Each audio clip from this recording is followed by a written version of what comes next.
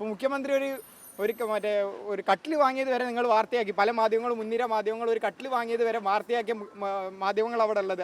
അതേ കട്ടിൽ അദ്ദേഹം ഒന്ന് മാറിക്കിടക്കുകയാണെങ്കിൽ ഞങ്ങളെ നോക്കാനുണ്ടാവും എന്നുള്ള ഒരു ഓർമ്മപ്പെടുത്തൽ ഞങ്ങൾ സർക്കാരിനോട് നടത്തുകയാണ്. ആ ഒരു പൂച്ചയുടെ പുറകെ എത്ര മാധ്യമങ്ങൾ പോയെന്നറിയോ? കിട്ടുന്ന പരിഗണന അത്ര പോലും ഒരു പരിഗണന ഒരു സാധാ ഒരു നേഴ്സിന് കൊടുക്കുന്നില്ല.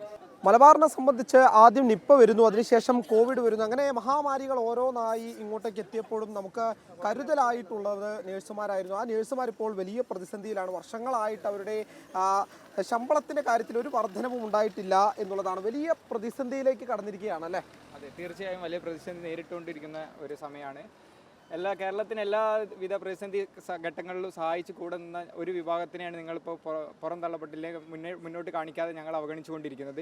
നേഴ്സിംഗ് മേഖലയിൽ ഞങ്ങൾ പട്ടിപ്പണി എടുക്കാൻ തുടങ്ങി ഒരുപാട് കാലങ്ങളായി. വളരെ കുറഞ്ഞ ശമ്പളത്തിന്, തുച്ഛമായ ശമ്പളത്തിന് പണിയെടുത്തുകൊണ്ട് ഇവിടെ ഓവർ ടൈമോ അല്ലാണ്ട് പല മാനേജ്മെൻറ്റുകളുടെ കീഴിലും ആളുകൾ പണിയെടുത്തതിന് ശേഷം ഒരു ശമ്പളമോ വേണ്ടത്ര രീതിയിലുള്ള ഇതോ കിട്ടാതെ ഞങ്ങൾ ഒരുപാട് കാലമായി കഷ്ടപ്പെടുന്നത്. ഇപ്പോൾ ഏറ്റവും കൂടുതൽ ഈ നേഴ്സിംഗ് മേഖലയിൽ അവഗണന നേരിട്ടുകൊണ്ടിരിക്കുന്നത് ഒരുപക്ഷെ സ്ത്രീകളായതുകൊണ്ടായിരിക്കാം ചിലപ്പോൾ ഇതിന് മുൻനിരയിലേക്ക് എത്താത്തതെന്നൊരു സംശയമുണ്ട്. 90% സ്ത്രീ വിഭാഗം വരുന്ന ഒരു മേഖല ആയതുകൊണ്ടാണോ ഇത്രയും കൂടുതൽ ഗവൺമെൻറ് ഇതിനെതിരെ അനീതി കാണിക്കുന്നതെന്ന് ഞങ്ങൾക്ക് അറിഞ്ഞുകൂടാ. ഒരു മാനേജ്മെൻറ്റോ ആൾക്കാരോ ശമ്പളം കുറവാണെന്ന പേരിൽ പഠിക്കാനുള്ള ഫീസോ ഇതുവരെ ഒന്നും കുറച്ചിട്ടില്ല. BSc നഴ്സിംഗ് ആയാലും മറ്റ് നഴ്സിംഗ് മേഖലയിലായാലും കോളേജുകളുടെ ഫീസുകൾ കുത്തനെ വർദ്ധിപ്പിക്കുക എന്നല്ലാതെ പണിയെടുക്കുന്നതിന് തുല്യമായ വേതനം ഞങ്ങൾക്ക് ഇതുവരെ തന്നിട്ടില്ല. മുന്നുണ്ടായിരുന്ന ജഗദീഷ് പ്രസാദ് കമ്മിറ്റീൻ്റെ 12 രൂപീകരിക്കപ്പെട്ട കമ്മിറ്റിയുടെ അടിസ്ഥാനത്തിൽ 16 റിപ്പോർട്ട് കൊടുത്തതാണ് കേന്ദ്ര സർക്കാരിന്. എല്ലാ സംസ്ഥാനങ്ങളിലും ഈ ശമ്പള വർധന, അതായത് സർക്കാർ ജീവനക്കാർക്ക് കിട്ടുന്ന, സർക്കാർ മേഖലയിൽ നഴ്സിംഗ് വിഭാഗത്തിൽ കിട്ടുന്ന ശമ്പളത്തിന് തത്തുല്യമായ ജോലി ഞങ്ങളും ചെയ്യുന്നുണ്ട്. അതിനുള്ള വേതനം ഞങ്ങൾക്ക് കൊടുക്കണമെന്നത് 2016 മുമ്പ് തന്നെ എല്ലാ സംസ്ഥാന സർക്കാരിനും കേന്ദ്ര സർക്കാർ നിർദ്ദേശം നൽകിയാണ്. ഒരു സംസ്ഥാന സർക്കാർ ഇതുവരെ നടപ്പിലാക്കിയിട്ടില്ല എന്നുള്ളത് ഖേദകരമായ കാര്യമാണ്. കാരണം 16 ശേഷം 10 വർഷത്തിന് ശേഷം ഞങ്ങൾ അതേ കാര്യത്തിന് വേണ്ടി ഇപ്പോഴും വായിട്ട് അലയ്ക്കുക എന്നുള്ളത് അത്രയും ഖേദകരമായ കാര്യമാണ്. ഓരോ ചെറിയ കാര്യങ്ങളും വാർത്തയാക്കുന്ന ഈ സമൂഹത്തിൽ ഞങ്ങൾക്ക് നേരെ കാണാനും ഞങ്ങളുടെ പ്രശ്നങ്ങൾ മനസ്സിലാക്കാനും ഒരു മീഡിയ ഇല്ല എന്നുള്ളത് അതിലും വലിയ ഖേദകരമായ അവസ്ഥയാണ് ഞങ്ങൾ ഇപ്പോൾ തൃശ്ശൂർ നേരിട്ടത്. ഇപ്പോൾ മുഖ്യമന്ത്രി ഒരു കട്ടിൽ വാങ്ങിയത് വരെ നിങ്ങൾ വാർത്തയാക്കി. പല മാധ്യമങ്ങളും, മുൻനിര മാധ്യമങ്ങളും ഒരു കട്ടിൽ വാങ്ങിയത് വരെ വാർത്തയാക്കിയ മാധ്യമങ്ങൾ അവിടെ ഉള്ളത്. അതേ കട്ടിൽ അദ്ദേഹം ഒന്ന് മാറിക്കിടക്കുകയാണെങ്കിൽ ഞങ്ങളെ നോക്കാനുണ്ടാവും എന്നുള്ള ഒരു ഓർമ്മപ്പെടുത്തൽ ഞങ്ങൾ സർക്കാരിനോട് നടത്തുകയാണ്. അപ്പോൾ അത്രയും ഒരു ദുഷ്കരമായ അവസ്ഥയിലൂടെയാണ് ഞങ്ങൾ കടന്നു പോകുന്നത്. ഞങ്ങൾക്ക് ഇതിൽ നിന്ന് മാറ്റം വേണം. ഞങ്ങൾക്ക് ആഡംബരമായി ജീവിക്കാനുള്ള പൈസ അല്ലേ ചോദിക്കുന്നത്. ഞങ്ങൾക്ക് ജീവിക്കാൻ സമാധാനമായി ഞങ്ങൾ കുടുംബം പോറ്റി വളർത്താനുള്ള ഒരു ചെറിയ വേതനം മാത്രമാണ്. 40,000 എന്നത് വളരെ തുച്ഛമായ വേതനമാണ്. വെറും 20,000 രൂപയ്ക്കും 15,000 രൂപയ്ക്കും ഞങ്ങൾ എങ്ങനെ കുടുംബം പുലർത്തുക? ഈ വാടകയും ലോണും എല്ലാം കെട്ടിയിട്ട് ബാക്കിയുള്ള പൈസ കൊണ്ട് എങ്ങനെയാണ് ഞങ്ങൾ കുടുംബം പുലർത്തുന്നത്? അപ്പോൾ വളരെ ബേസിക്കായ തുച്ഛമായ 40,000 രൂപ മാത്രമാണ് ഞങ്ങൾ ആവശ്യപ്പെടുന്നത്. അതിനുള്ള പണി ഞങ്ങൾ എടുക്കുന്നുണ്ട്. ഇവിടെ ഒരു മാനേജ്മെൻറ്റ് ഓവർ ടൈം ചെയ്യുന്നുണ്ടെന്ന് പറഞ്ഞിട്ടും അധികം നേരം ചെയ്യുന്നുണ്ടെന്ന് പറഞ്ഞിട്ടും ഞങ്ങൾക്ക് ആവശ്യമായിട്ട് എക്സ്ട്രാ പൈസ ഒന്നും തരുന്നില്ല. എല്ലാ മാനേജ്മെൻറ്റും ആയാലും അങ്ങനെ തന്നെയാണ്. ആരും ഇതുവരെ 6 മണിക്കൂർ 7 മണിക്കൂർ ജോലി ചെയ്തിട്ട് ഞങ്ങൾ ഉത്തരവാദിത്തം കഴിയാതെ പേഷ്യൻറ്റിനെ നോക്കാൻ ഞങ്ങളാരും ഇവിടെ വീട്ടിൽ നിന്ന് ഇറങ്ങി പോയിട്ടില്ല. ഞങ്ങൾ വീട്ടുകാരെ പോലെ തന്നെ കരുതി ഞങ്ങൾ ഉത്തരവാദിത്തമാണെന്ന് കരുതി ഞങ്ങളെ ധാർമ്മിക ഉത്തരവാദിത്തം മനസ്സിൽ വെച്ചുകൊണ്ട് തന്നെയാണ് ഞങ്ങൾ പണിയെടുത്തിട്ട് 8, 10, 9 മണിക്കൂർ എല്ലാം പണിയെടുത്തിട്ടാണ് ഞങ്ങൾ പുറത്തിറങ്ങുന്നത്. എന്നിട്ട് 20,000 രൂപ ഞങ്ങൾക്ക് കിട്ടുന്നത് വളരെ ഖേദകരമാണ്. എന്ത് കൂലിപ്പണിക്കാരന് എത്ര പൈസ കിട്ടുന്നത് നമുക്കറിയാം. ഈ ഒരു കേരളത്തിൽ ഇത്രയും വിലക്കയറ്റവും പെട്രോളിന് വിലയും സാധനങ്ങൾക്ക് വിലയും എല്ലാം ഉള്ള ഈ സന്ദർഭത്തിൽ ഞങ്ങൾ ഈ തുച്ഛമായ വേതനത്തിൽ എടുക്കുന്നത് ഞങ്ങൾക്ക് തന്നെ നാണക്കേടാണ്. അതുകൊണ്ട് എത്രയും പെട്ടെന്ന് ഇതിനെതിരെ നടപടി ഉണ്ടാകണം. അത് അറിയിക്കാൻ വേണ്ടിയിട്ടാണ് ഞങ്ങൾ പ്രതിഷേധം നിങ്ങൾ സംഘടിപ്പിക്കുന്നത്. ഈ പ്രതിസന്ധിയിലേക്ക് കടക്കുകയാണ് അല്ലേ?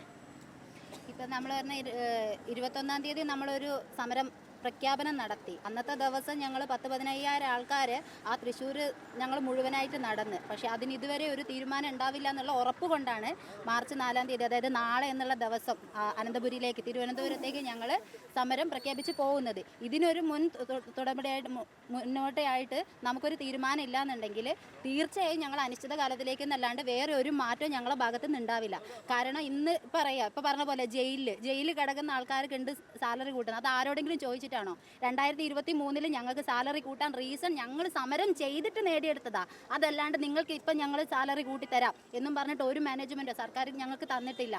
ഈ പ്രൈവറ്റ് ഹോസ്പിറ്റലിൽ വർക്ക് ചെയ്യുന്ന ആൾക്കാർ എന്നും തഴഞ്ഞുകൊണ്ടാണ്. പക്ഷേ അവർ എത്ര നേടിയെടുക്കുന്നുണ്ട് എന്നുള്ളത്, ഓരോ മാസം ഇവർക്ക് എത്രത്തോളം ഹോസ്പിറ്റലിൽ ഉണ്ടാക്കുന്നുണ്ട് എന്നുള്ളത് അവരുടെ മാനേജ്മെൻറ്റുകൾക്ക് അറിയാം. പക്ഷേങ്കിൽ അത് ഒരാളും അത് മനസ്സിലാക്കില്ല. പകരം ഞങ്ങളെ സാലറി 20,000 രൂപ എന്നുള്ള അടിസ്ഥാന സാലറി 40,000 രൂപ ആക്കാതെ ഞങ്ങൾ ഈ സമരത്തിൽ നിന്ന് ഒരിക്കലും പിന്നോട്ട് പോകില്ല. ഇനി ഞങ്ങൾ ഇവിടെ കുത്തിയിരുന്ന് ധർണ ചെയ്യണോ? ഞങ്ങൾ ചെയ്തിരിക്കും. ഇന്ന് മുതൽ ചെയ്യാൻ ഇന്നലെ ഞങ്ങൾ ഇവിടെ ഹോസ്പിറ്റലുകളിൽ അഡ്മിഷൻ എടുക്കില്ല എന്നുള്ളത് ഞങ്ങൾ ഉറപ്പിച്ച് പറഞ്ഞിട്ട് പല ഹോസ്പിറ്റലിൽ അത് നിർത്തലാക്കി മാറ്റി വെക്കുകയും കാര്യങ്ങളൊക്കെ ചെയ്തിട്ടുണ്ട്. പക്ഷേ നാളത്തെ ഒരു ദിവസം ഞങ്ങൾ സമ്പൂർണ്ണ പണിമുട്ടിലേക്ക് പോകുന്നുള്ളത് അതും ഞങ്ങളെ മനുഷ്യപ്പറ്റ് പ്രകാരം ഞങ്ങൾ 1/3 സ്റ്റാഫിനെ അത്യാഹിത വിഭാഗങ്ങളിൽ കൊടുക്കുന്നുള്ളത് ഞങ്ങൾ ഉറപ്പ് നൽകിയിട്ടുണ്ട്.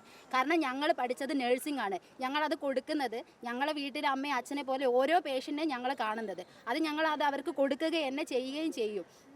പക്ഷെങ്കിൽ ഇതിനൊക്കെ ഞങ്ങൾക്ക് തിരിച്ചു കിട്ടുന്നത് ഇപ്പോഴും ഞങ്ങൾ പല സ്ഥലങ്ങളിൽ നിന്നും ഞങ്ങൾക്ക് റൂമേഴ്സ് കേൾക്കുന്നുണ്ട്, ഞങ്ങളുടെ സാലറി ഞങ്ങൾക്ക് കൂട്ടിത്തരില്ല എന്നുള്ളത്. 40,000 ഇവർ മിനിമം വേതനം ആക്കി തരില്ല എന്നുള്ള ഉറപ്പിലാണ് അവർ നിൽക്കുന്നത്. പക്ഷേ അത് നേടിയെടുക്കാൻ ഞങ്ങളെ കൊണ്ട് കഴിയും. ഞങ്ങളെ കൊണ്ട് ചെയ്യാൻ പറ്റില്ല എന്ന് പറയുന്ന പല ആളുകളോടാണ് പറയുന്നത്, ഞങ്ങളെ കൊണ്ട് ഇത് ചെയ്യാൻ പറ്റും, ഞങ്ങളിത് നേടിയെടുത്തിരിക്കുക. അതിന് വേണ്ടിയിട്ട് ഞങ്ങൾ നാളെ തിരുവനന്തപുരത്ത് എത്തിക്കഴിഞ്ഞാൽ ഇത് ഞങ്ങൾക്ക് തീരുമാനമായില്ലെങ്കിൽ ഞങ്ങൾ ഹോസ്പിറ്റലിൽ മുന്നിൽ കുത്തിയിരിക്കും. കൂടെ ഞങ്ങൾ കളക്ടറേറ്റിൽ പോകും, ഇല്ലെങ്കിൽ ലേബർ ഓഫീസിൽ പോകും.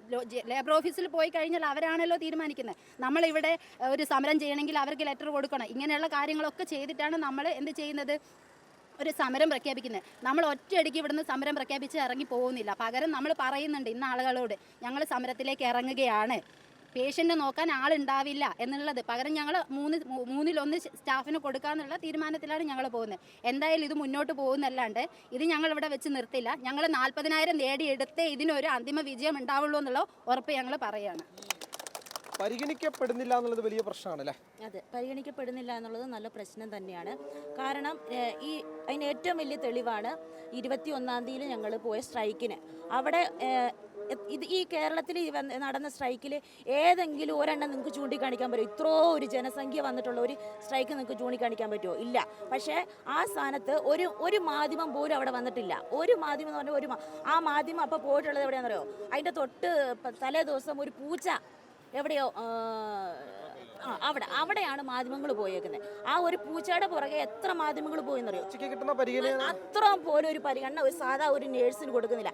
ആ നേഴ്സുമാർ ഈ ഹോസ്പിറ്റലിൽ ഡ്യൂട്ടി ചെയ്യുന്നത് എങ്ങനെയാണെന്ന് ഈ ഇത്രയും ആൾക്കാർക്ക് അറിയത്തില്ല ഒരു നേഴ്സിൻ്റെ വില എന്താണ്. ഒരു നേഴ്സിൻ്റെ വില എന്താണെന്ന് അറിയണമെന്നുണ്ടെങ്കിൽ ഒരു ദിവസം ഞങ്ങൾ എല്ലാവരും വിചാരിക്കുക ഞങ്ങൾ ഡ്യൂട്ടി ചെയ്യില്ല എന്ന് വിചാരിച്ചാൽ ഇവിടെ ഈ ആരോഗ്യ മേഖല സ്തംഭിക്കും. അതില്ല എന്ന് നിങ്ങൾ വെറുതെ തോന്നുകയാണ്, സ്തംഭിക്കുക തന്നെ ചെയ്യും. പക്ഷെ ഞങ്ങളത് ഇന്നു വരെ ചെയ്തിട്ടില്ല. എന്തുകൊണ്ടാണെന്ന് ചോദിച്ചാൽ ഞങ്ങളുടെ ഒരു അപ്പൻ്റെ അമ്മയുടെയും പോലെ തന്നെ ഞങ്ങൾ എല്ലാവരെയും കണ്ടിട്ടാണ് ഞങ്ങളെല്ലാം അങ്ങനെ ചെയ്യുന്നത്. ഒരു മിനിറ്റ് ഞങ്ങളെ കൊണ്ട് പക്ഷെ അത് ചിന്തിപ്പിക്കാൻ നിങ്ങൾ ആരും ഇട വരുത്തരുതെന്നാണ് ഞങ്ങൾക്ക് ഗവൺമെൻറ്റിനോട് പ്രത്യേകിച്ച് പറയാനുള്ളത്.